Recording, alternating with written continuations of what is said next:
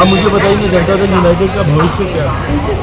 और उसके बाद एक ऐसी पार्टी जिसके नेता ने बार बार पाला बदलने का काम किया हो, ऐसे में उन नेताओं को इसका खामियाजा भुगतना पड़ेगा। नमस्कार, देख रहे हैं आप सिटी पोस्ट लाइव और मैं हूं आपके साथ पूजा शर्मा। जेडीयू के पूर्व एमएलसी रणवीर नंदन बीजेपी में शामिल हो चुके हैं। हालांकि अभी वो ऑफिशियली शामिल नहीं हुए हैं, लेकिन 11 अक्टूबर को वो ऑफिशियली बीजेपी में शामिल हो जाएंगे। लेकिन उससे पहले जेडीयू के पूर्व एमएलसी ने खुद यह बयान दिया है कि वो अब बीजेपी के हो चुके हैं, उनकी वापसी हो चुकी है। इसी के साथ साथ बताते चले आपको कि जिस तरीके से जेडीयू के नेता बीजेपी का दामन थामा है, वैसे में सियासी गलियारों से तरह तरह की प्रतिक्रियाएं आनी शुरू हो गई और ऐसे में अब चिराग पासवान की प्रतिक्रिया सामने आई है।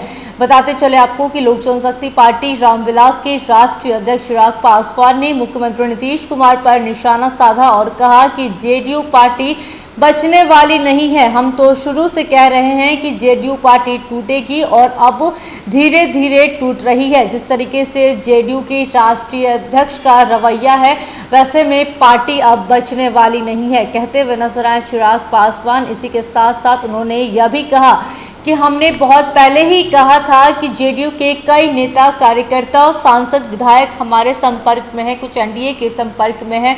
सब लोग चुनाव से पहले बीजेपी में शामिल हो जाएंगे। इसी के साथ साथ बता दें आपको कि मनोज झा पर भी अपनी प्रतिक्रिया रखते हुए नजर आए। मनोज झा के बचाव करते हुए नजर आए लोक जनशक्ति पार्टी रामविलास के राष्ट्रीय अध्यक्ष चिराग पासवान और कहा कि जिस तरीके से उन्होंने कविता सुनाई है, वो कविता हमने भी सुनी है।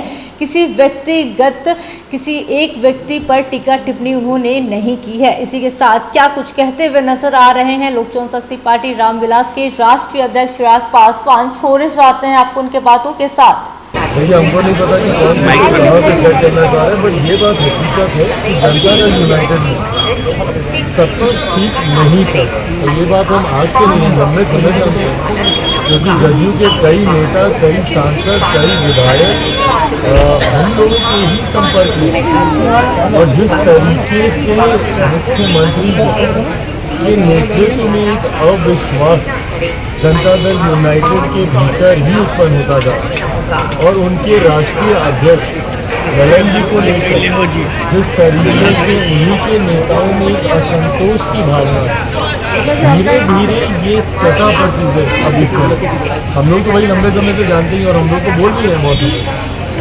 आज इस बात को पुनः में विश्वास के साथ देखने को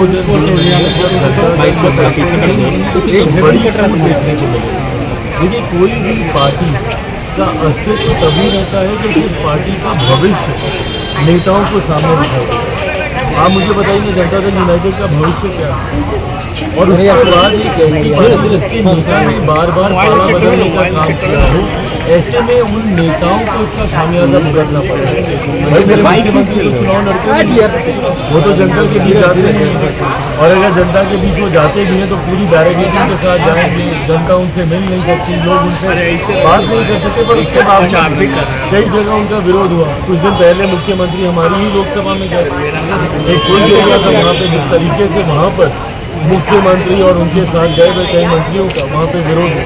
तो ऐसे में जो लोग जनता के बीच जाते हैं, उनको मुख्यमंत्री की गलत नीति और गलत कार्यशैलियों का उनको खामियाजा भुगतना पड़ता है। और यही कारण है कि उनके नेताओं के बीच में एक असंतोष की भावना उत्पन्न होती जा रही है और कई नेताओं में वर्चस्व की लड़ाई भी बन गई है, मैं तुमसे आगे, मैं तुमसे आगे। ऐसे में धीरे धीरे आप देखिएगा जनता दल यूनाइटेड खंड खंड में आने वाले दिनों में ये पार्टी बटेगी और पार्टी का अस्तित्व अब इसके बाद मुझे नहीं लगता कि कोई संभालने वाला होगा। चिराग जी, बिहार में महिलाएं सुरक्षित नहीं है, हाजीपुर की घटना है। एनडीए में रहते हुए अपने मनोज झा का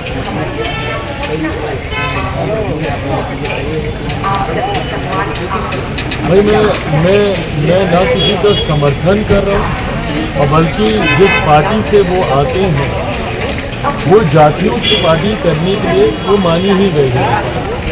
समाज को बांटकर, समाज में भेदभाव उत्पन्न कर उसका राजनीतिक लाभ लेना, MY समीकरण बनाना, अगला पिछड़ा की लड़ाई करवाना, और मैं कभी भी जात पात, धर्म, मजहब की राजनीति का मैं समर्थक नहीं रहा। हैविंग सेड दैट, जिस कविता का आप जिक्र कर रहे हैं, जो कविता उन्होंने पढ़ी है, भाई ये कविता आज की नहीं है, लंबे समय से, और इस कविता का हम लोग स्कूल में सप्रसंग व्याख्या हम लोग करते थे। जिस भी व्यक्ति ने इस कविता को जाना होगा या पढ़ा होगा, ये जिस परिप्रेक्ष्य में ये कविता लिखी गई है वो किसी जाति को लेकर कम से कम ये कविता नहीं लिखी। और अगर आप सुनेंगे इसमें भी मनोज जी ने भी बोलते वक्त इस बात को कहा है, अपने ही वक्तव्य में उन्होंने इस बात को कहा है कि मैं भी उन्हीं में से एक था, मैं भी था। मैं मानता हूँ इस बात को कि इस कविता में किसी जाति को लेकर ये नहीं कहा, बट हाँ जो सोच इस पार्टी की रही, मुझे लगता है this was totally uncalled for, इसकी ज़रूरत नहीं थी ऐसी किसी कविता को पढ़ इस तरीके के मतभेद को उत्पन्न करने। बट हाँ, इसको जिस परिप्रेक्ष्य में या जिस दिशा में